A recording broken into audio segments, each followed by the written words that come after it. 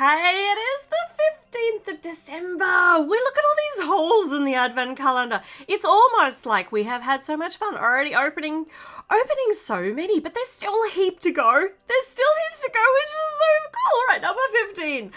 Okay, let's find out what's behind this little corner of the Christmas tree. Ooh, it's like an outdoor pizza oven or something like that. Except I think I can see a dog treat, or a pet treat in the pan. I just love this. This whole calendar is for the pet, and it's not coming out. There's a lot of pieces in here. For the pet lover. I just adore it. It's such a great a pet collector's calendar. Okay. We got all the pieces. That's probably the most pieces in one build that we've had so far. I think it's more than even the Christmas tree. Okay, let's tumble all these out here and let me see whether I can put this together without mucking it up. But hey, if I muck it up, it's Lego.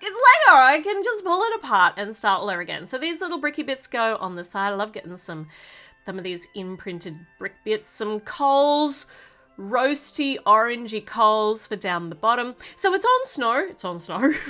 Does fire burn on snow? Does it? No, that would be count. Surely not. Science says no. All right, so rather than just questioning weird things in my head, let's concentrate on actually building it. It's got little archy bits here, and then the top part up here. I feel like I may have done something wrong here because I got a lot of pieces left, but not a lot. Oh yeah, okay. So I needed to put some little grey 2x1s in between on the sides here to break up all of that.